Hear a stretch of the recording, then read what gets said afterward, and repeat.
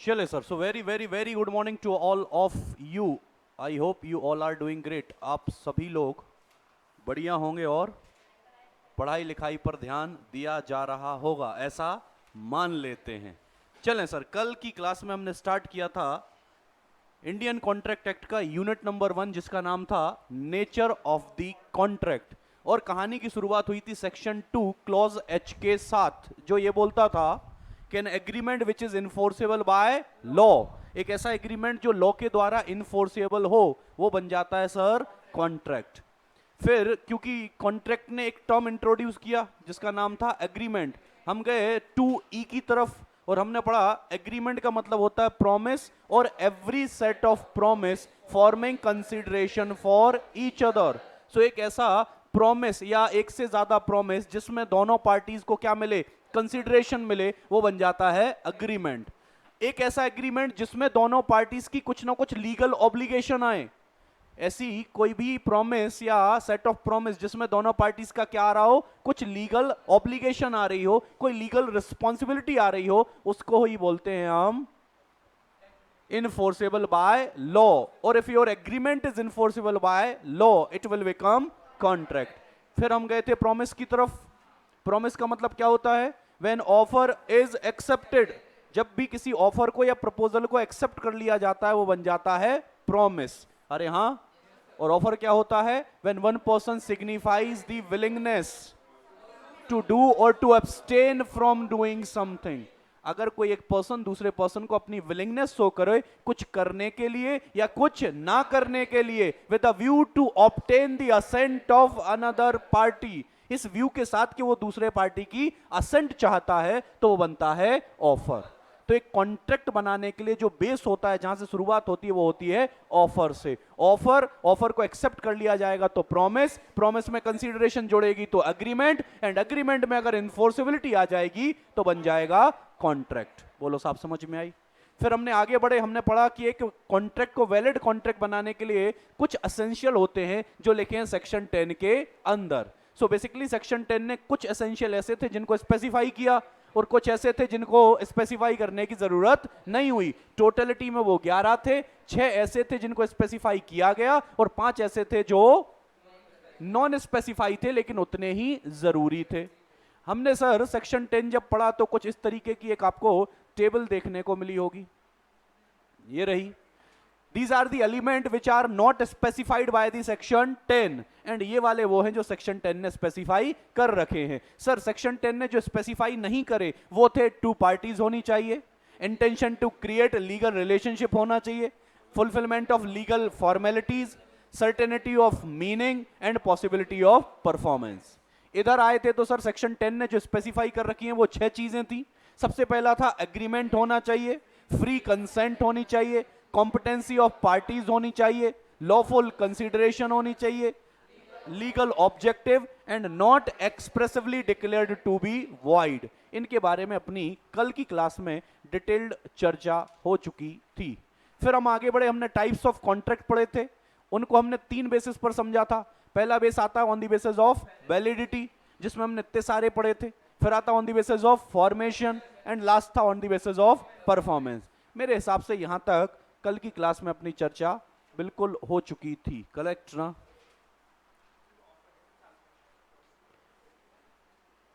तो आज की जो कहानी है वो शायद यहां से चालू होने सेक्शन 2A से, जहां पर हम ये समझेंगे कि ऑफर क्या होता है। ऑफर से रिलेटेड भी, जैसे मैंने बोला था कि एक कॉन्ट्रैक्ट को वैलिड बनाने के लिए जहां से शुरुआत होती है वहां से हर चीज की वैलिडिटी होना जरूरी है। से फॉर एग्जांपल शुरुआत होती है ऑफर से, तो ऑफर का भी वैलिड होना जरूरी है। तो जैसे हमने एसेंशियल ऑफ वैलिड कॉन्ट्रैक्ट पढ़े, वैसे ही एसेंशियल ऑफ वैलिड ऑफर भी होंगे। अरे हाँ ना? तो बस सर कहानी की शुरुआत यहां से होने वाली है आज की। चलें सर, सबसे पहले पढ़ लेते हैं ऑफर की डेफिनेशन। क्या बोलता है sir section, when one person signifies to another, जब एक पर्सन दूसरे पर्सन को सिग्निफाई करे, क्या? विलिंगनेस टू डू और to abstain from doing something with a view to obtaining the assent of that other party to such act or such absence, he is said to make proposal। तो basically यहां पर 2 parties की बात हो रही है। जिसमें एक पार्टी दूसरी पार्टी को अपनी विलिंगनेस शो कर रहा है, अपनी कुछ इच्छा जता रहा है। या तो वो इच्छा या तो वो विलिंगनेस कुछ करने के लिए हो सकती है या तो कुछ ना करने के लिए हो सकती है। मतलब यहां से ये समझ में आया कि ऑफर कैन बी पॉजिटिव और कैन बी नेगेटिव। अगर आपको मैं ऑफर देता हूं कि क्या आप मुझसे कोचिंग क्लासेस पढ़ेंगे, ये मैंने आपको ऑफर दिया कुछ करने के लिए। When one person signifying his willingness to other, अरे हाँ ना, या तो कुछ करने के लिए या तो कुछ ना करने के लिए। तो ये कौन सा ऑफर हो गया? कुछ करने के लिए, कि क्या आप मुझसे कोचिंग क्लासेस करेंगे, अरे हाँ ना। दूसरा मैंने क्या बोला था कि अपनी बिल्डिंग के नीचे ही एक और दूसरी कोई कोचिंग खुल जाए, मुझे ऐसा लगता है कंपटीशन हो जाएगा, क्योंकि वो उसके पास भी वही सर्विसेज हैं जो मेरे पास हैं। तो मैं गया उसके पास, तो मैंने उसको ऑफर दिया कि अगर आप यहां पर कोचिंग क्लासेस नहीं खोलोगे, मैंने क्या बोला, अगर आप यहां पर कोचिंग क्लासेस नहीं खोलोगे तो मैं आपको 10 लाख रुपीस दूंगा। ये ऑफर है। When one person signifying his willingness to other, to do पहला था, to abstain from doing something, मैं उसको कुछ करने के लिए रोक रहा हूं, यह भी साहब क्या कहलाएगा? ऑफर कहलाएगा, अरे हाँ ना। लेकिन ध्यान क्या रखना है sir? with a view to obtain the assent of other party। जब भी मैं ये ऑफर दे रहा हूं, मेरा इंटेंशन होना चाहिए कि मैं दूसरी पार्टी की असेंट चाहता हूं। असेंट बोले तो स्वीकृति, परमिशन, जो भी, एक्सेप्टेंस बोल सकते हैं। मतलब मियर स्टेटमेंट कभी भी ऑफर, मैंने आपको 2 एग्जांपल दिए थे, फिर रिमेंबर। मुझे लगता है मुझे शादी कर लेनी चाहिए, क्या ये ऑफर है? नहीं, क्योंकि इस लाइन में, इस स्टेटमेंट में with a view to obtain the assent other party के असेंट का कोई रिलेवेंस। लेकिन मैं इंस्टेड ऑफ ये बोलूं कि क्या आप मुझसे शादी करेंगे, देखो आप लाइन को सुनकर समझ में आ रहा है ना कि दूसरे पार्टी की जो असेंट है वो इंपॉर्टेंट है इस स्टेटमेंट में। क्या आप मुझसे शादी करेंगे, ये स्टेटमेंट नंबर 2 है। तो इन दोनों में से ऑफर कौन सा है? सेकंड वाला। क्योंकि ऑफर बनने के लिए किसी भी स्टेटमेंट में ये वाली बात होनी चाहिए, कौन सी? With a view to obtaining the assent of other, ये होना चाहिए। अदरवाइज मियर स्टेटमेंट कभी भी ऑफर नहीं कहलाएगा। बोलो बात समझ में आई? तो क्या बोला ऑफर का मतलब? when one person signifies to another his willingness to do or to abstain from doing anything with a view to obtaining the assent of other party। बोले सर क्या ऑफर समझ में आता है? पक्का आता है? अरे पक्का आता है सर। यहां पर जो 2 पार्टीज की बात हो रही है, एक पर्सन वो है जो ऑफर दे रहा है, एक पर्सन वो है जिसको ऑफर दिया जा रहा है। In that case I am making the offer कि क्या आप मुझसे क्लास करेंगे। जो ऑफर दे रहा है उसको बोलते हैं ऑफरर। क्या बोलते हैं? ऑफरर। जिसको ऑफर दिया जा रहा है वो आप हो स्टूडेंट, वो आप हो स्टूडेंट, उसको बोला जाएगा offeree. So basically there are 2 parties जो आके जाकर जब ये ऑफर एक्सेप्ट कर लिया जाए, मैंने बोला क्या आप मुझसे कोचिंग क्लासेस पढ़ेंगे, आपने बोला हाँ, यस, ऑफर इज एक्सेप्टेड। मतलब जैसे ही मैंने उससे बोला कि आप मुझसे शादी करेंगे, उसने बोला हाँ, offer is accepted. When offer is accepted it will become promise. बोले तो वादा, और वादा किया तो वादा निभाना पड़ेगा। अरे हाँ पक्का सर। जैसे ही आपने बोला हाँ मैं रेडी हूं आपसे कोचिंग क्लासेस लेने के लिए, offer is accepted, it will become promise. आप मुझे बताओ दो, अब प्रॉमिस में क्या जुड़ना है? कंसिडरेशन। क्योंकि हमने बोला प्रॉमिस और every set of promise forming consideration for each other. किसी एक पार्टी की अगर कंसिडरेशन होगी तो भी काम नहीं चलेगा, कंसिडरेशन दोनों को मिलनी चाहिए। अरे हाँ ना। कंसिडरेशन मतलब something in return, quid pro क्यो। अरे हाँ ना सर। कंसिडरेशन के रिटर्न में कोई राइट मिल सकता है, कोई इंटरेस्ट मिल सकता है, कोई प्रॉफिट मिल सकता है, कोई बेनिफिट मिल सकता है। तो आप मुझे बताओ मुझे इस प्रॉमिस के रिटर्न में मुझे क्या मिलेगा? Sir answer is fees. तो आपको क्या मिलेगा? मेरी सर्विसेज, वो बेनिफिट। मतलब दोनों पार्टी को कुछ ना कुछ रिटर्न में मिल रहा है। मतलब जैसे ही प्रॉमिस में कंसिडरेशन जोड़ा, ये बन गया अग्रीमेंट। अब अग्रीमेंट में क्या चाहिए? इनफोर्सेबिलिटी। मुझे आप बताओ जैसे ही मैंने इसमें हां बोला या आपने हां बोला, मैंने ऑफर दिया आपने हां बोला, क्या अब मैं इस वादे से बंध गया हूं? क्या मेरी लीगल रिस्पॉन्सिबिलिटी आ गई कि मुझे पढ़ाना ही पड़ेगा? Answer is yes. और क्योंकि मैं पढ़ा रहा हूं तो आपकी भी लीगल रिस्पॉन्सिबिलिटी कि आपको फीस देनी। मतलब दोनों पार्टीज के ऊपर लीगल रिस्पॉन्सिबिलिटी, लीगल ऑब्लिगेशन आ गई है। लीगल ऑब्लिगेशन आ गई मतलब ये इनफोर्सेबल बाय लॉ है। Once agreement is enforceable by law it will become contract. बोले सर बात समझ में आई? पक्का? पक्का? अरे समझ में आता क्या? बोले अगर ऑफर को लेकर कोई तकलीफ हो तो बताएं। पक्का? चलिए सर आगे क्या लिखा है। जैसा मैंने बोला था ऑफर भी क्या होना चाहिए? अरे साहब अगर जड़ ही कमजोर होगी, जड़ ही खराब होगी तो पेड़ क्या सही बनेगा क्या? तो पेड़ क्या है हमारा? कॉन्ट्रैक्ट है। जड़ क्या है? ऑफर है। तो अगर मुझे एक वैलिड कॉन्ट्रैक्ट बनाना है तो उसके लिए वैलिड ऑफर होना जरूरी है। अरे हाँ ना। तो सर उन्होंने क्या बोला? एसेंशियल ऑफ अ प्रपोजल और ऑफर। सर ये चीजें किसी भी ऑफर में होनी चाहिए, एसेंशियल है। पहला क्या बोला? The person making the proposal और ऑफर इज कॉल्ड प्रोमिसर और ऑफरर। अब भी बोला मैंने, मैं ऑफर दे रहा था तो मैं कौन कहलाऊंगा? ऑफरर या प्रोमिसर। दूसरी पार्टी कौन कहलाएगी? या प्रोमिसी। करेक्ट है। For a valid offer the party making it must express his willingness to do और not to do something. Sir जो पार्टी ऑफर दे रही है या तो वो ऑफर कुछ करने के लिए दे सकती है या तो कुछ ना करने के लिए। तो ऑफर या तो for do to do something और नॉट टू डू समथिंग, दोनों के लिए हो सकता है। कोई दिक्कत? तीसरा क्या लिखा है? The willingness must be expressed with a view to obtain the assent of other party to whom the offer is made। जो मैंने बोला था mere statement कभी भी ऑफर, उस ऑफर में क्या होना चाहिए? with a view to obtain the assent of other party के assent का ओपिनियन, व्यू होना। एक बार पढ़ें एग्जाम्पल नंबर 33।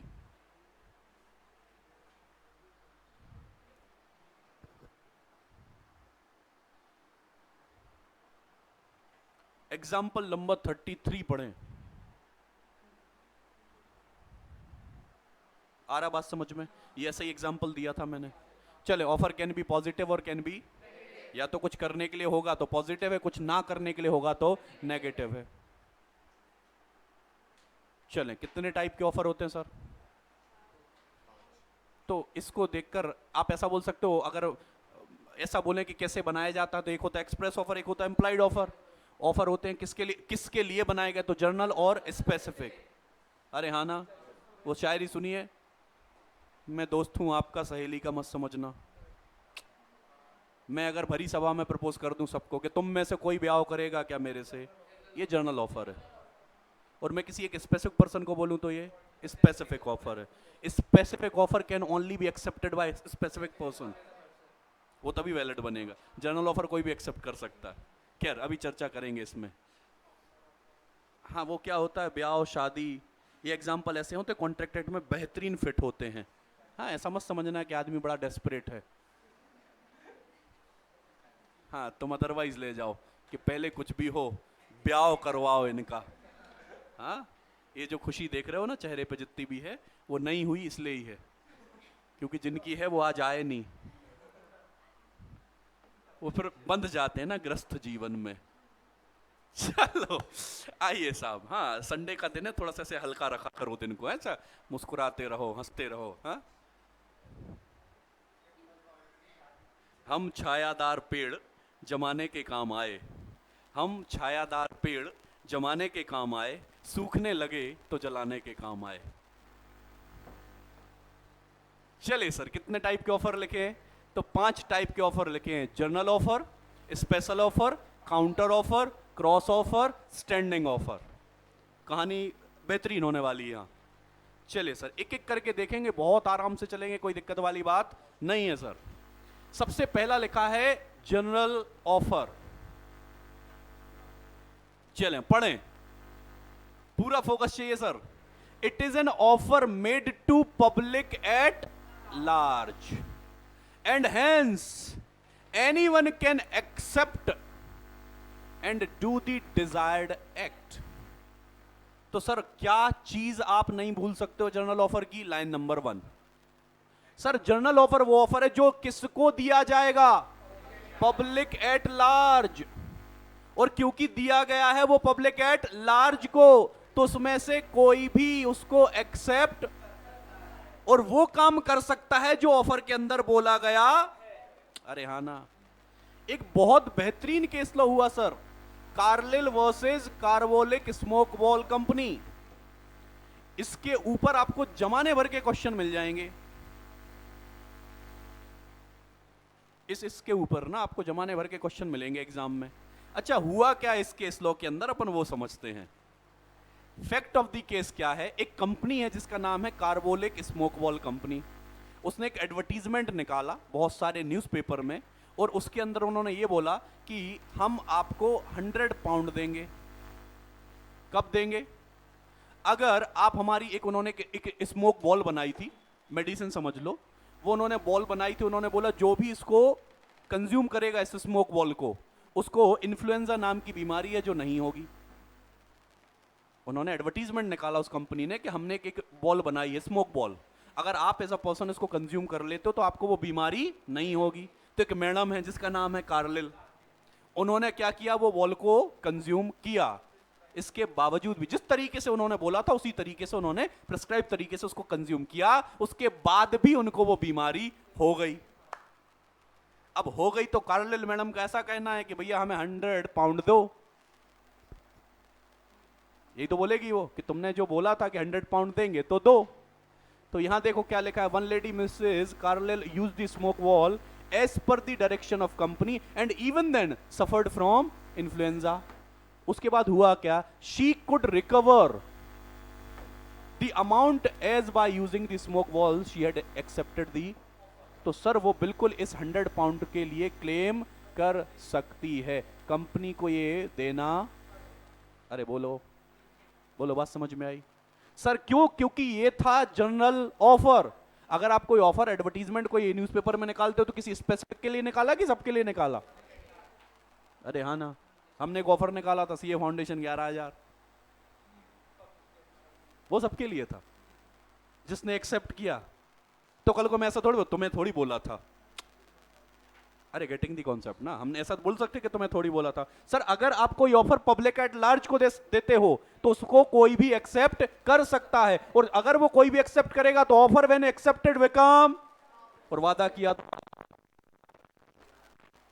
तो ये केस लॉ भी याद रखना है आपको, ये केस लॉ भी याद रखना है सर आपको। तो आप यहां साइड में क्या लिखोगे, पहला लिखोगे पब्लिक एट लार्ज, साइड में क्या लिखोगे, पब्लिक एट लार्ज, दूसरा एक्सेप्टेड बाय एनीवन। बस दो बातें यहां पर लिखोगे। बोलो ठीक है। केस लॉ को लिख देना इंपॉर्टेंट, ताकि आपको याद दिलाता रहे कि हमको याद रखना है। टू पार्टीज का कौन सा केस लॉ था? टू पार्टीज वाला केस लॉ कौन सा था? State of Gujarat versus Ramlal S and company. उसमें हमने ये सीखा था कि अगर डिस्ट्रीब्यूशन ऑफ असेट्स होता है during the dissolution of partnership firm, वो कभी भी उसको दो पार्टीज हम ट्रीट नहीं करेंगे, उसको सेल कंसीडर नहीं किया जाएगा। चलिए सर आगे बढ़ते हैं। तो पहला ऑफर कौन सा था? General offer. दूसरा ऑफर कौन सा लिखा है? स्पेशल ऑफर या स्पेसिफिक ऑफर। नाम से ही समझ में आ रहा, when the offer is made to a specific or ascertained person it is known as। तो सर जब हम कोई ऑफर जनरल पब्लिक को नहीं दे रहे, किसी स्पेसिफिक या स्पेशल पर्सन को दे रहे हैं, तो उस ऑफर को हम बोलते हैं स्पेशल या स्पेसिफिक ऑफर। क्योंकि मैंने जो ऑफर दिया वो किसी स्पेशल पर्सन को दिया है, किसी स्पेसिफिक पर्सन को दिया है, तो उस ऑफर को एक्सेप्ट भी। अरे हाँ ना, अरे बोलो। Specific offer can be accepted only by that specified person to whom the offer has been made। हाँ इसकी जरूरत नहीं है अपन को। बोलो। अरे मैं अभी एक ऑफर दे रहा हूं आपको कि आप में से क्या कोई मेरा मोबाइल फोन खरीदेगा? आप में से कोई? अरे चलेगा ना। अब मैं मैम को बोलूं क्या आप मेरा मोबाइल फोन खरीदेंगे, तो आप बीच में बोलो सर सर मुझे दे दो, मैं बंधा हुआ हूं क्या कि मुझे दे दो? नहीं। Offer is made to a specific person, can be accepted by only a specific person। अरे हाँ ना, समझ में आती बात। पहला ऑफर कौन सा था? बात है क्या याद रखोगे? Made to public at large, can be accepted by anyone। दूसरा specific, offer is made to specific or a certain person, can be accepted by only, बोलो, ये बढ़िया ऑफर है। हाँ, ये क्रॉस ऑफर, क्रॉस समझ रहे हो ना, क्रॉस मतलब जब हम आइडेंटिकल ऑफर, एक जैसे ऑफर एक दूसरे को दे दें। अरे मैंने उससे बोला क्या आप मुझसे शादी करेंगे, उसी पॉइंट ऑफ टाइम पर उसने भी मेरे से बोला क्या आप मुझसे शादी करेंगे। जब दो आइडेंटिकल ऑफर एक दूसरे को दिए जाते हैं, अरे मतलब ऐसे नहीं समझो, ऐसे समझो, मैं तो मैं तुमसे बोल रहा हूं क्या आप मेरा मोबाइल फोन खरीदेंगे, आपने भी तुरंत बोला सर क्या आप अपना मोबाइल फोन मुझे बेचेंगे। टू आइडेंटिकल ऑफर, कोइंसिडेंट जिंदगी में कभी कभी हो जाते हैं वही वाले। अरे हाँ ना, क्या लिखा है sir, when two parties exchange identical offer in ignorance at the time of each other offer. Sir मुझे पता नहीं था कि आपको मेरा मोबाइल फोन खरीदना है, आपको भी नहीं पता था कि आपको मोबाइल बेचना है। एक समय पर के मैंने बोला नहीं पहले तुमने नहीं पहले तुम, मैंने कहा चलो डिसाइड करते, 1 2 3 दोनों साथ में बोल देंगे। अरे कर चोचले तो, हाँ अरे समझ रहे ना बात को। तो सर क्या मुझे पता था आप क्या ऑफर देने वाले हो, नहीं। क्या आपको पता था मैं क्या ऑफर, नहीं। इग्नोरेंस, हमें पता नहीं है क्या हम एक दूसरे को क्या ऑफर देने वाले, लेकिन ऑफर क्या है, सेम है। तो जब आइडेंटिकल ऑफर को एक्सचेंज किया जाए विदाउट दी, मतलब with the ignorance, without the ignorance क्या, अरे हाँ, तो उसको क्या बोलेंगे, क्रॉस ऑफर। हाँ, ना तूने सिग्नल देखा ना मैंने सिग्नल देखा, एक्सीडेंट हो गया। क्या याद रखोगे, when two parties exchange identical offer in ignorance, अरे हाँ, offer is called cross offer. There is no binding contract in such a case because offer made by person can not be. अरे यार एक बात बताओ, मैंने बोला क्या आप मेरा मोबाइल फोन खरीदेंगे, आपने भी उसी टाइम पर बोला क्या आप अपना मोबाइल फोन बेचेंगे, क्या यहां पर एक्सेप्टेंस हुआ कि ऑफर ही ऑफर है? अभी तो ऑफर ही ऑफर है, अभी तो ऑफर ही ऑफर है। तो इसमें क्या कोई पार्टी बंध गई है? नहीं, बंधती तो जब है जब ऑफर को, तो अभी तो एक्सेप्टेंस आई ही नहीं है। मैंने भी आपको ऑफर दिया, आपने भी मुझे ऑफर ही दिया है। अरे हाँ ना, अरे समझते क्या, पहला कौन सा था, जनरल, दूसरा स्पेसिफिक, तीसरा, बोलो क्या बात समझ में आती है। एग्जाम्पल नंबर 37,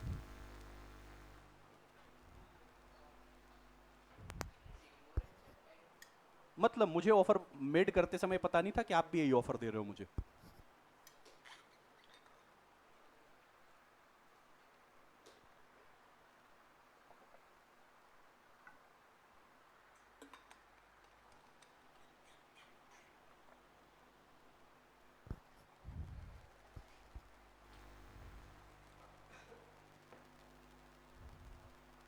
बोलो चलें आगे, समझ में आया? आइए सर आगे बढ़ते हैं। अगला ऑफर कौन सा है, शार्क टैंक देखा है, उसमें बोलते हैं आप काउंटर कर सकते हैं, सुना है? हाँ तो वही है ये, बस इसको ऐसे याद मत रखना कि जो शार्क टैंक में होता है वही काउंटर ऑफर होता है। क्या है तुम लोग खतरनाक लोग हो। क्या लिखा है, वेन दी ऑफरी, ऑफरी का मतलब क्या होता है, to whom the offer is made, वो ऑफरी है। So when the offeree offer to qualified acceptance, देखो शब्द बड़े जरूरी हैं साहब। When the offeree offers the qualified acceptance, जिसने ऑफर दिया वो ऑफरर है, जिसको ऑफर दिया वो ऑफरी है। ऑफरी के पार्ट पर यह बात आती है कि वो चाहे तो उस ऑफर को एक्सेप्ट करे, चाहे तो वो उसको, करेक्ट है। ऑफरी ने एक्सेप्टेंस तो किया, लेकिन उसने एक्सेप्टेंस दी है qualified. Acceptance can be of two type, एक होती है क्वालिफाइड, एक होती है अनक्वालिफाइड। मैंने जैसा बोला आप उसको वैसे ही एक्सेप्ट कर रहे हो, तो इसको बोलते हैं अनक्वालिफाइड। मैंने बोला आप क्या मेरा काम करो, जैसा आप बोलोगे वैसे कर देंगे, इसको बोलते हैं अनक्वालिफाइड एक्सेप्टेंस। लेकिन अगर आप उस एक्सेप्टेंस में कोई शर्त लगा दो, कोई कंडीशन लगा दो, उसको बोलते हैं क्वालिफाइड एक्सेप्टेंस। जब भी ऑफर में कोई क्वालिफाइड एक्सेप्टेंस आती है, ओरिजिनल ऑफर खत्म हो जाता है। आपने उस ऑफर के बदले में एक ऑफर दे दिया है, आपने उस ऑफर के बदले में एक ऑफर दे दिया है, उसको बोलते हैं काउंटर ऑफर। अरे हां, अरे हां, भाई साहब क्या बोला उन्होंने? उन्होंने बोला कि आप जितना, मैं शार्क टैंक की बात कर रहा हूं, आप जितना पैसा लेने आए हम उतना पैसा तो देंगे, लेकिन इंस्टेड ऑफ 5% इक्विटी हम 10% इक्विटी लेंगे। वो ऑफर देने आए थे कि 10 करोड़ में 5%, ये ऑफर है। उन्होंने बोला नहीं 10 करोड़ तो देंगे बट इंस्टेड ऑफ 5 हम 10 लेंगे। ऑफर का अगेंस्ट एक और ऑफर, इसको क्या बोला जाएगा? Counter offer. अरे दोस्त यार नहीं कर देते, तुम्हारी बात को काउंटर कर देते हैं। अरे मैंने बोला कि आप मुझसे शादी करेंगे, उसने बोला शादी तो कर लूंगी बट अभी ना कर पाऊंगी, थोड़ा सा इंतजार करना पड़ेगा। ऑफर के अगेंस्ट। अच्छा मुझे आप बताओ, उसने ऑफर के अगेंस्ट ऑफर दिया तो मेरा वाला ऑफर खत्म, मेरा वाला ऑफर खत्म, क्योंकि उसने जो ऑफर दिया है अब मैं चाहूं तो उसको एक्सेप्ट करूं। मतलब काउंटर ऑफर के केस में पार्टी चेंज हो गई। अब अभी तक वो ऑफरी थी, अब वो ऑफरर बन गई है। अरे हाँ ना। So in case of counter offer original offer get, मतलब इससे क्या होगा? मैं बोलूंगा नहीं मुझे तो अभी करनी थी, तूने तो ये बोलकर मेरा दिल तोड़ दिया। उसको लगा ज्यादा दिल टूट गया, वो बोली चलो चलो ठीक है, फिर आपकी वाली बात। अब मैं चाहूं तो एक्सेप्ट करूं, मैं बोल सकता हूं मौका था गया। समझ रहे क्या मेरी बात को सर? यही तो केस आने वाला है आपका। आपके इंस्टीट्यूट यही पूछेगा कि सर साहब ने बोला कि क्या आप मेरा मोबाइल फोन खरीदेंगे? उसने बोला खरीदूंगा तो, लेकिन साथ में हेडफोन चार्जर सब चाहिए। उसने एक्सेप्टेंस तो दी, लेकिन फिर मैंने बोला नहीं मैं हेडफोन चार्जर दूंगा ही नहीं। सुनना मेरी बात। उसने बोला अरे यार ऐसा, चलो ठीक है फिर आप मोबाइल फोन ही दे दो। अब मैं चाहूं तो बेचूं, चाहूं तो, क्योंकि in case of counter offer original offer get terminated.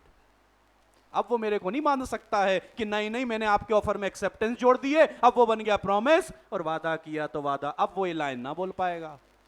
अरे समझ रहे ना बात को? कुछ लिखा है क्या यहाँ पर एग्जाम्पल? हाँ लिखा है, चलो पढ़ो जल्दी से, एग्जाम्पल पढ़ो।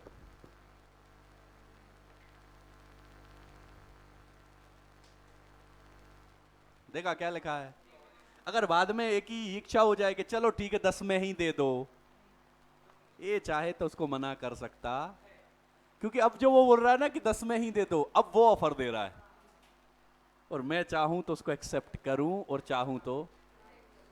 काउंटर ऑफर का बढ़िया केस आता है एग्जाम में, बस आपको समझ में आना चाहिए कि काउंटर ऑफर है। हाँ लॉ में यही तो बात है कि जब समझाते हैं तब सब समझ में आता है, लिखते समय कुछ नहीं आता है। लिखते समय तुम्हें इंडियन कॉन्ट्रैक्ट एक्ट में पार्टनरशिप भी दिखेगा, टेंशन मत लो तुम, क्योंकि हमने ऐसा सीखा है कि जहां भी पार्टनर की बात आती है वो पार्टनरशिप ही होती है। तुम्हें पता नहीं उनके बीच में कोई कॉन्ट्रैक्ट हो रहा है तो तुम कॉन्ट्रैक्ट तक पहुंचते नहीं हो, तुम लिखते हो as per the provision of Indian Partnership Act 1932, और 1932 को तुम बोल्ड कर देते हो इटैलिक करके। तुम्हें लगता है इस पर ध्यान जाना चाहिए कि मुझे ईयर याद है। चलें, पहला ऑफर कौन सा था? जर्नल ऑफर, दूसरा स्पेसिफिक, तीसरा क्रॉस, चौथा काउंटर। तो अगर लैंग्वेज याद रखें तो general offer public at large accepted by anyone, अगर स्पेसिफिक पर्सन को दिया जाए तो accepted by specific. Identical offer exchange होंगे with the ignorance of each other. And चौथा क्या है? When offeree offers qualified acceptance. अरे समझ रहे ना? क्वालिफाइड एक्सेप्टेंस का मतलब समझ में आ रहा ना?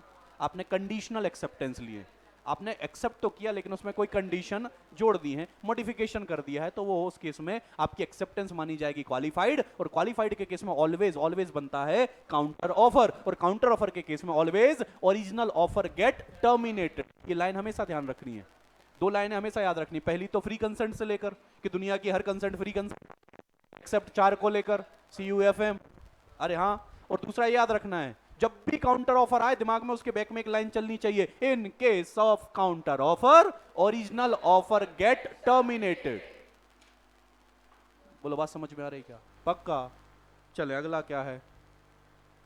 स्टैंडिंग, कंटिन्यूइंग और ओपन ऑफर। अच्छा ऐसे ऑफर नहीं होते सेल सेल सेल 1 तारीख से लेकर 30 तारीख तक, मतलब ओपन ऑफर है 30 दिनों तक के लिए। इस दौरान आप इसको कभी भी एक्सेप्ट कर सकते हो, इसको बोलते हैं ओपन स्टैंडिंग ऑफर। क्या लिखा है? An offer which is allowed to remain open for acceptance over a period of time. एक ऐसा ऑफर जो एक्सेप्टेंस के लिए ओपन है एक सर्टेन पीरियड ऑफ टाइम के लिए। तो ऐसा नहीं होता डिस्काउंट अप टू 30th अप्रैल, अरे हाँ ना। तो ये ऑफर दिया गया से फॉर एग्जांपल आज, लेकिन 30 अप्रैल तक ओपन है, आप इसको इस बीच में कभी भी एक्सेप्ट कर सकते। अच्छा, अगर आप 1 मई को जाओगे तो ऑफर देगा क्या वो? आंसर इज नो, क्योंकि उसकी वैलिडिटी खत्म। सो an offer which is allowed to remain open for acceptance over a period of time is known as standing, continuing और open offer। टेंडर्स जो इनवाइट किए जाते हैं बेटा वो ऑलवेज होते हैं स्टैंडिंग ऑफर। टेंडर वगैरह जो भरते हैं ना अपन किसी चीज के, वो ऑलवेज एक स्पेसिफिक पीरियड ऑफ टाइम आपको दिया जाता है कि हमने ये सामान चाहिए, उसके लिए हम एप्लीकेशन इनवाइट कर रहे हैं, आपके लिए समय है इतने तारीख तक। जैसे अभी एग्जाम फॉर्म आएंगे तो वो ओपन है। हाँ, मैं सोच ही रहा था कोई तो क्रांतिकारी आएगा। हाँ बेटा कोई बात नहीं, ठीक है। टेंडर्स होते हैं बेटा इनविटेशन टू ऑफर, बट उन्होंने एग्जांपल उसका उस कॉन्टेक्स्ट में दिया है, तो क्रांतिकारी ना बनो, ठीक है, टेंशन ना लो, उसकी भी चर्चा होगी अभी। नहीं, लॉ में ये दिक्कत है, वो एग्जांपल्स जो देते हैं वो उस कॉन्टेक्स्ट में ही देते हैं केवल। हाँ हाँ बिल्कुल बिल्कुल, वो प्राइजेस जो होती है वो इनविटेशन टू ऑफर ही होती हैं। आप सही बोल रहे हो राजा, अभी हम पढ़ेंगे आगे। चलें सर, कितने टाइप के हो गए? 5-6 हो गए? हो गए 5? चलें, टाइप्स ऑफ ऑफर में कोई तकलीफ? पक्का? जर्नल, स्पेसिफिक, क्रॉस, काउंटर, चलेगा? चलेगा। हाँ, तो कल को डायरेक्ट क्वेश्चन भी आ सकता है काउंटर ऑफर क्या होता है, और केस स्टडी में तो खैर आपको आइडेंटिफाई करना ही पड़ेगा। चलेगा? आइए, वैसे तो काउंटर ऑफर ही आएगा, मैंने बात कर ली इंस्टीट्यूट पे, हाँ, लेकिन केस स्टडी फॉर्म में आएगा। चलें, essential of a valid offer. अरे ऑफर, अब समझे सर, एक ऑफर के लिए कौन सी चीजें हैं जो एसेंशियल हैं और उस ऑफर को बनाती हैं वैलिड ऑफर। सबसे पहली बात क्या लिखी है? It must be capable of creating legal relations. जो हमने कॉन्ट्रैक्ट के टाइम पर बात की थी कि पार्टीज का इंटेंशन होना चाहिए to create a legal obligations. In case of domestic and social agreement, वहां पर पार्टीज का इंटेंशन होता ही नहीं है, लीगल रिलेशन वो बनाना ही नहीं चाहते, तो फिर वहां पर कभी भी वैलिड ऑफर बनेगा ही नहीं, क्योंकि एक कॉन्ट्रैक्ट की शुरुआत तो ऑफर से ही होगी। अरे हाँ ना, आपके फादर ने याद है आपको ऑफर दिया था, फर्स्ट अटेम्प्ट में अगर फाउंडेशन निकले 1 लाख रुपए देंगे। अगर उस समय आपका और आपके पिताजी का इंटेंशन होता कि हम इस बात को लीगल रखना चाहते हैं, तो आप क्या बोलते पिताजी से? ऐसे नहीं, आप इसको लिखो, एग्रीमेंट करो, इसको डीड पर लिख कर दो, आप साइन करो, इसकी रजिस्ट्री करो। अरे हाँ ना, तो आपने ऐसा कुछ भी नहीं किया। इसका मतलब कि आप as a party of the contract, आपका ऐसा कोई इंटेंशन नहीं था किस बात का? लीगल रिलेशन को डेवलप करने का। तो पहला ऑफर का वैलिड तभी होगा एक ऑफर जब पार्टी इस लायक हो या इस कैपेबल हो कि वो लीगल रिलेशन डेवलप कर सके। क्या लिखा है? Offer must be such as in law is capable of being accepted and give rise to a legal relationship. Sir, offer एक ऐसा ऑफर होना चाहिए जो लॉ की नजरों में, जिसमें आप कहीं ना कहीं पार्टीज की लीगल ऑब्लिगेशन बने, तभी तो आगे जाकर वो कॉन्ट्रैक्ट बन पाएगा। If the offer does not intend to give rise to the legal consequence and creating legal relation, it does not considered a valid offer. अगर कोई ऐसा ऑफर है जिसमें पार्टीज की लीगल ऑब्लिगेशन नहीं आ रही हैं, तो वो कभी भी वैलिड ऑफर नहीं बनेगा। सिंपल है। तो पहला तो ऑफर में क्या लिखा है? Capable of creating legal relations. आप मुझे बताओ, आप अगर मेरे से कोचिंग पढ़ोगे और कल को मैं भाग जाऊं बिना पढ़ा फीस लेके, सर हमारा जो रिलेशन है वो कैसा है? लीगल रिलेशन है। कि आप क्या बोलोगे कि सर हम केस फाइल करेंगे आपके अगेंस्ट, मैं भी बोलूंगा कि आप फीस नहीं दोगे, पढ़ के भग जाओगे, मैं भी केस करूंगा। मतलब पार्टीज का इंटेंशन क्या है? लीगल रिलेशन को डेवलप करना। तो फिर आपका ऑफर क्या है? वैलिड ऑफर है। देखें, बाकी चीजें रिपीट हो रही हैं। Offer must be certain, definite और नॉट वेग्यू। पढ़ा था ना कॉन्ट्रैक्ट के टाइम पे भी कि सर्टेनिटी होनी चाहिए। सर आप रिसेप्शन पे आए, सर मुझे कोचिंग करना है। अरे मैंने कहा काहे की? अरे सर कोचिंग करना है। अरे बताओ तो साहब काहे की करना है? क्योंकि हमारे यहाँ तो वैरायटी ऑफ सर्विसेज हैं, तो आपको सर्टेन करना पड़ेगा कि आप कौन सी क्लासेस लेना चाहते हैं। अरे हाँ ना। तो दूसरा क्या होना चाहिए? सर्टेन होना चाहिए। ये बढ़िया चीज है। अब तीसरा क्वेश्चन यहां से आ सकता है, सर ऑफर का कम्युनिकेशन मस्ट है। अरे मैं जिसको ऑफर देना चाहता हूं, मैं मेरे दिल की बात उसको बताऊं तो। मैं मेरे मन में अगर रखे रहूंगा तो क्या ऑफर कभी काम का बनेगा? मैं आपको ऑफर देना चाहता हूं कि क्या आप मेरा मोबाइल फोन खरीदेंगे, लेकिन मैंने ये आपको बोला नहीं है, मैं मन में रखे हुए हूं, तो क्या काम बनेगा? सर ऑफर का कम्युनिकेशन तो बड़ा। अरे आप जो ऑफर देना चाहते हैं वो ऑफरी तक पहुंचाओ तो पहले, कम्युनिकेशन होगा तभी तो बात आगे। तो कम्युनिकेशन जरूरी है जीवन में, कम्युनिकेशन तो करो तब तो आगे बात बढ़े। अरे हाँ ना, आप एज अ ऑफरर पहले ऑफर दो, फिर सामने वाले के बात आए कि वो चाहे तो उसको एक्सेप्ट करे, और उसके लिए जरूरी क्या है? पहले कम्युनिकेशन। एक बेहतरीन बेहतरीन केस लॉ है, लालमान शुक्ला वर्सेस गौरी दत्त, ये भी याद रखना है आपको। तो अभी तक मैंने 3 केस लॉ बोले आपको, एक Gujarat versus Ramlal S and company 2 parties, दूसरा बोला Carlill versus carbolic smoke ball journal offer, and तीसरा बोला लालमान शुक्ला वर्सेस गौरी दत्त। ये है साहब ऑफर का कम्युनिकेशन होना चाहिए, किसको? ऑफरी को। हुआ क्या इस केस लॉ में वो समझें। एक भाई साहब हैं जिनका नाम है गौरी दत्त, उनका एक सर्वेंट है जिसका नाम है लालमान। तो जो गौरी दत्त हैं उनका ना नेफ्यू है, वो बेटा गुम गया है, मिल नहीं रहा है। तो अब उनका नेफ्यू मिल नहीं रहा, तो उन्होंने अपने नौकर को बोला, सर्वेंट को बोला लालमान को कि जाओ नेफ्यू को ढूंढ के लाओ। सर्वेंट चला गया ढूंढने। अब बहुत टाइम हो गया, सर्वेंट लौट के आया नहीं। तो इस दौरान में गौरी दत्त ने अनाउंसमेंट कर दिया कि जो भी मेरे नेफ्यू को ढूंढ कर लाएगा उसको मैं 1 लाख रुपए से फॉर एग्जाम्पल दूंगा। सब ढूंढने में लग गए, लेकिन अल्टीमेटली मिला किसको? वो सर्वेंट को ही। रामलाल जब वापस लेकर आया तो रामलाल ने नेफ्यू को दे दिया गौरी दत्त को। अब रामलाल को जितने लोग मिले सब बोले वाह यार तुम तो लखपति बन गए। रामलाल को बात समझ में नहीं है। रामलाल ने पूछा ये 1 लाख वाली बात है क्या? तो उनने सबने बताया कि तुम जब नहीं थे तब गौरी दत्त जी ने अनाउंस किया था कि जो भी नेफ्यू को लेकर आएगा उसको 1 लाख देंगे, तो तुम लेकर आए, तुम्हें 1 लाख मिलना। लालमान तुरंत पहुंचे, उन्होंने कहा लाओ हमारे पैसे। गौरी दत्त ने बोला कैसे? ये केस कहां पहुंचा? कोर्ट में। और जज साहब ने क्या बोला? जज साहब ने बोला कि सर एक वैलिड ऑफर तभी माना जाएगा जब ऑफर का कम्युनिकेशन हो ऑफरी को। तो हे लालमान मुझे बताओ, जब तुम्हारे जो गौरी दत्त जी हैं जब अनाउंस कर रहे थे, क्या तुम तब वहां थे? उनने नहीं थे। उनने का मतलब कम्युनिकेशन हुआ ही नहीं। जब ऑफर का कम्युनिकेशन हुआ ही नहीं तो फिर काहे का ऑफर? इसलिए हे लालमान तुम अपनी नौकरी पर ध्यान दो, मालिक मत बनो। अरे समझ में आ रही क्या बात? इसलिए आपको एक केस लॉ जरूर याद रखना सर, जब भी कम्युनिकेशन की बात आएगी आपको ये केस लॉ कोट कर देना है। बोले समझ में आ रही क्या बात कि मेरे को ही आ रही है?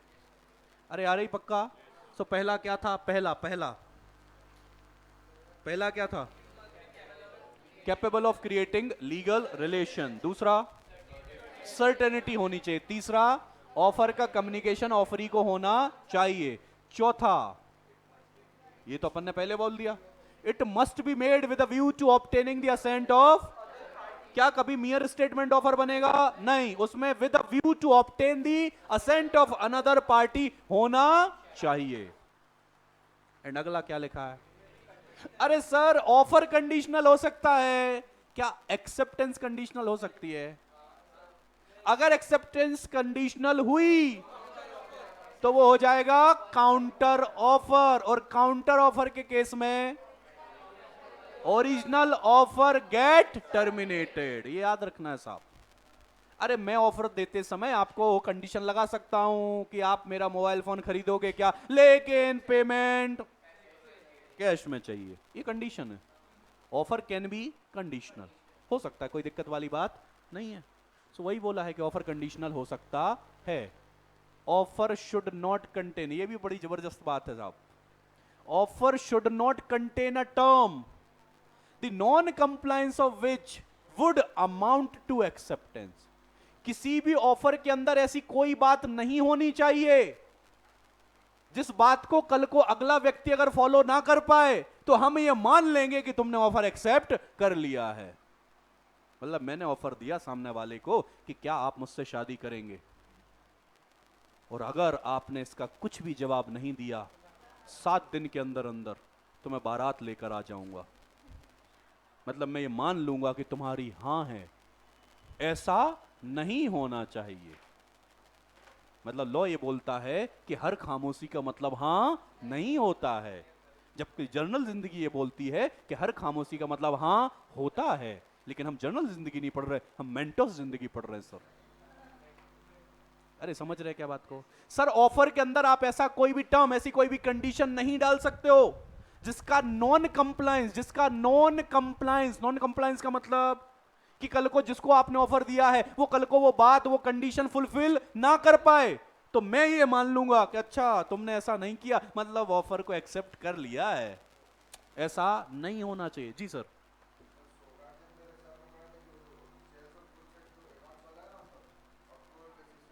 हाँ, वो तो रीजनेबल टाइम, बिल्कुल। रिजेक्ट मान लेते हो ऐसा? नहीं, हम तो एक्सेप्ट मान लेते हैं। नहीं, हम तो एक्सेप्ट मानते हैं। अकाउंट वाले नहीं मानते? वो भी मानते होंगे ना। हाँ, तो उसमें क्या दिक्कत आ रही? अच्छा नॉन, अरे नहीं नहीं, तो नॉन कंप्लायंस मैंने ऑफर के साथ थोड़ी जोड़ा। मैंने तो ऑफर देते समय आपको ये बोला था कि आपको समझ में नहीं आया तो एक काम करना, मुझे वापस दे देना। तो रीजनेबल टाइम तो देना पड़ेगा ना। तो रीजनेबल टाइम के बाद उसमें, तो उस केस में हम क्या दे रहे हैं उनको? रीजनेबल टाइम दे रहे हैं ना सर। रीजनेबल टाइम में अगर आप एक्सेप्ट नहीं करते तो ऑब्वियसली बात है मुझे तो ये मानना ही। लेकिन मैंने ऑफर के साथ ऐसी कोई कंडीशन अटैच नहीं करी कि अगर 3 दिन के अंदर, ऐसा थोड़ी बोला मैंने।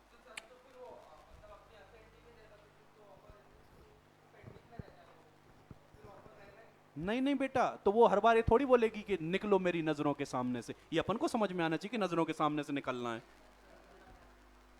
अरे कल को तुमने कोई ऑफर दिया, तुम क्या बोलोगे? नहीं, कुछ भी हो कुछ तो बोलो। ऐसा जबरदस्ती है क्या? उसको नहीं बोलना कुछ, घर जाओ अपने। अरे हर जगह नहीं होती बेटा। हाँ यार ना, कैसी बात कर रहा है? अरे समझ रहा है क्या बात को? देखो अल्टीमेटली कहानी है कि क्या ऑफर के साथ आप कोई ऐसी कंडीशन जोड़ सकते हो क्या? नहीं। कैसी कंडीशन? जिसका नॉन कंप्लायंस ये माना जाए कि आपने उसको एक्सेप्ट कर लिया। ऐसा आप कोई भी ऑफर के साथ कंडीशन, देखो ध्यान रखना ये बात, ये हाँ समझ में आती है, केस स्टडी में समझ में आनी चाहिए, क्योंकि केस स्टडी बेहतरीन बनती है। अरे हाँ ना, एक बार पढ़ो एग्जाम्पल नंबर 40।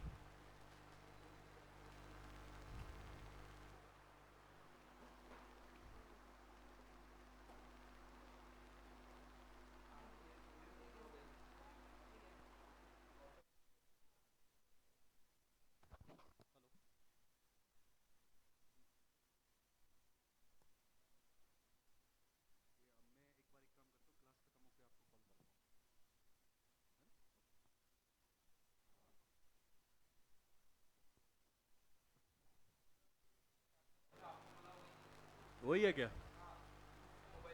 हाँ ठीक है। हाँ तो मैं वहीं से लेके आया हूँ।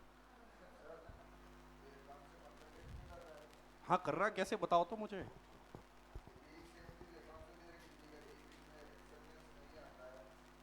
वो तो सेल और रिटर्न बेसिस की कंडीशन ही ये होती हैं। सेल और अप्रूवल बेसिस की कंडीशन ही यही होती है। वो तो एक अलग टाइप का सेल ही है। वहां पर तो एज एन ऑफरी भी तो आप ये समझते हो ना कि अगर मैंने रीजनेबल टाइम के अंदर इनको मना नहीं किया तो it is deemed to be sale. तो वो तो सेल का एक एक टाइप है। तो उसमें तो ऑफर में ही पहले से वो डीम्ड है। मैं तो यहां एक जनरल ऑफर की बात करूं कि जब भी आपको एक नॉर्मल ऑफर दे रहे हैं, सेल और रिटर्न की बात नहीं कर रहा हूं। सेल और रिटर्न का तो ऑफर ही ऐसा है कि उसमें ये कंडीशन ऑलरेडी अटैच्ड है। मैं ऊपर से थोड़ी उसमें कोई अटैच कर रहा हूं।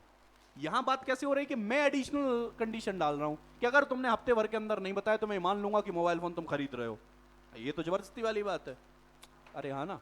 और अगर लॉजिकली सोचोगे तो कल को आपने मुझे कोई ऑफर दिया, मैं बिजी आदमी, मैं तो भूल गया, तुम 8वें दिन मेरे घर पे आ जाओगे, लाओ पैसे। मैं समझ ही नहीं पा रहा हूं कैसे। तुम बोलोगे याद है once upon a time when I was a kid. अरे गेटिंग, तो लॉ ने लॉजिक बोला कि नहीं सर ऐसी आप कोई भी कंडीशन ऑफर में, और अगर कल को डालते हो तो वो ऑफर कभी वैलिड ऑफर। सिंपल है कहानी। आइए सर आगे बढ़ते हैं। ऑफर में भी आइदर स्पेसिफिक और हो सकता है, क्योंकि अभी हमने ऑफर के टाइप पढ़े। आप जनरल पब्लिक को भी दे सकते हो और किसी स्पेसिफिक या स्पेसिफाइड पर्सन को भी दे सकते हो। एक्सप्रेस भी हो सकता है, तो कोई ऑफर आप दो बाय रिटर्न, ओरल, स्पोकन, वो स्पेसिफिक है, वो जो सॉरी एक्सप्रेस है। और अगर आप बाय कंडक्ट तो वो क्या है, इंप्लाइड ऑफर है। ये अपन ने जो बात करी थी, ऑफर सर मियर स्टेटमेंट से अलग होता है, क्योंकि मियर स्टेटमेंट वो with a view to obtaining the assent of another party नहीं होता है। तो ऑफर बेटा ऑलवेज अलग है एक मियर स्टेटमेंट से। मियर स्टेटमेंट कभी भी ऑफर नहीं बनेगा। और एक कॉन्सेप्ट होता है साहब इनविटेशन टू ऑफर। क्या होता सर, इनविटेशन टू ऑफर। एक बढ़िया कॉन्सेप्ट बेटा एग्जाम पॉइंट ऑफ व्यू से बहुत इंपॉर्टेंट है। कहाँ है, ये है। अब आप समझे इस बात को, कॉन्ट्रैक्ट की शुरुआत कहां से होती है, ऑफर से क्या बनता है, प्रॉमिस से क्या बनता है, और एग्रीमेंट से क्या बनता है। कितने फ्लोर हो गए, 1 2 3 4। तो बेटा एक बिल्डिंग है जिसके 4 फ्लोर हैं, ठीक है। क्या हो गया, सॉरी, अच्छा okay okay, extremely sorry, extremely. हाँ तो लिख दो बेटा, लो, ग्राउंड फ्लोर, फर्स्ट फ्लोर, नहीं तो क्या लिफ्ट जाएगी नहीं ना उनकी, वो 4 दबाएंगे लिफ्ट जाएगी नहीं। Second floor, third. अब बेटा ठंडक है दिल में, ठंडक है, हाँ ठीक है। चलो अब दूसरी बिल्डिंग बनाते हैं बेटा, ऑफर, प्रॉमिस, एग्रीमेंट, कॉन्ट्रैक्ट। ये एक और बिल्डिंग है बेटा, इसमें पता नहीं कितने फ्लोर हैं, गिन लेना। अब लेकिन इस बिल्डिंग में क्या किया, पार्किंग का इशू है बेटा उस वाली में, तो हमने क्या किया, एक माइनस में बनाया।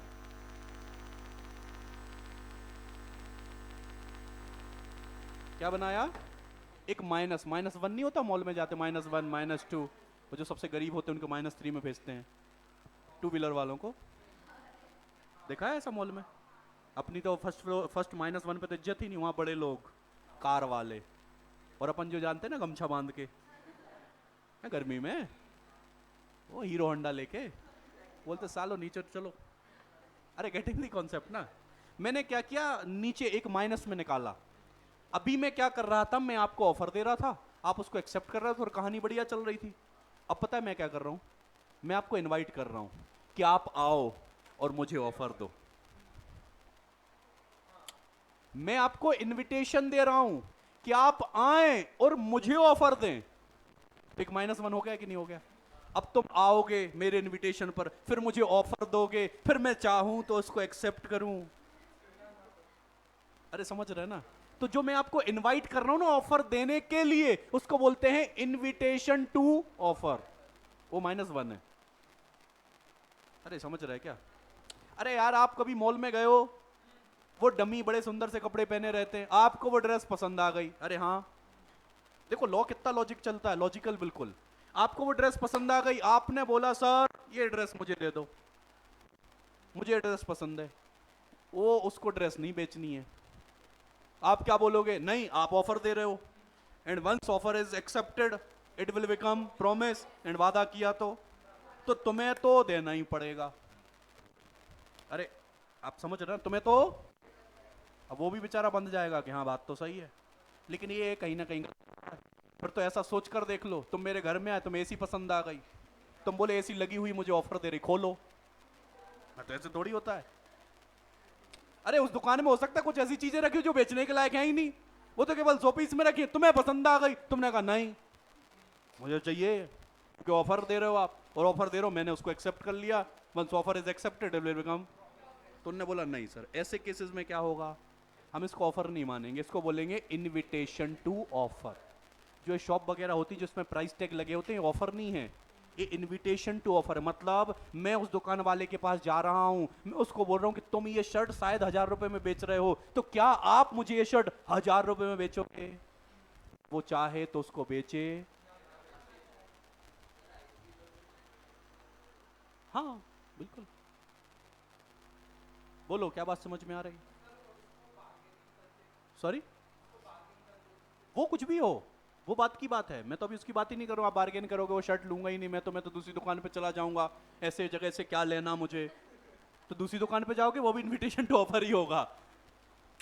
अरे यार समझ रहे क्या बात को? इनविटेशन टू ऑफर में और ऑफर में यही अंतर है। ऑफर की शुरुआत सीधी होती है, इनविटेशन टू नीचे से चलता है। जितने भी प्राइस टैग होते हैं ना, ये सारे के सारे इनविटेशन टू ऑफर हैं। आप आगे वाले को जाकर ऑफर देते हो कि सर आप क्या मुझे ये चीज बेचेंगे, तो क्वेश्चन आएगा एग्जाम में। वो बोलेंगे आप किसी एक सेल्फ आउटलेट पर जाते हो, वहां पर आपने सामान आमान जो भी भरना था भरा, जैसे ही आप कैश काउंटर पर पहुंचे वो मना कर देगा तुम्हें, मुझे बेचना ही नहीं है। तो क्वेश्चन ये पूछते हैं कि क्या आप उसको कंपील कर सकते हो? कंपील करने का मतलब फोर्स। क्या आप उसको फोर्स कर सकते हो ये सामान बेचने के लिए? तो तुम लिखोगे नहीं कर सकते हो। क्यों? क्योंकि ये ऑफर नहीं है, ये है इनविटेशन टू ऑफर। आप कैश काउंटर पर पहुंचकर उसको ऑफर कर रहे हो कि क्या आप मुझे ये सामान बेचोगे। वो चाहे तो उसको एक्सेप्ट करे और चाहे तो उसको एक्सेप्ट। क्या बात समझ में आ रही? क्या बात समझ में आ रही? अरे बोलो। अरे आ रही क्या बात समझ में? पक्का? तो कभी भी बेटा कोई मियर स्टेटमेंट, कोई इनविटेशन टू ऑफर ऑफर नहीं होता है। Mere statement and invitation to offer offer. क्या मेरी बात समझ में आ रही? अरे पक्का ना? अरे बोलो पक्का। देखें यही लिखा है, a statement of intention and announcement. कोई मेरा इंटेंशन मैं केवल बता रहा हूं, तो इंटेंशन कभी भी offer. Offer must be distinguished from answer to question, ये भी देखो लिखा हुआ है। और आप आ जाओ कहां पर, ये स्टेटमेंट ऑफ प्राइस कभी ऑफर होगा क्या? नहीं, ये होता है इनविटेशन टू। देखें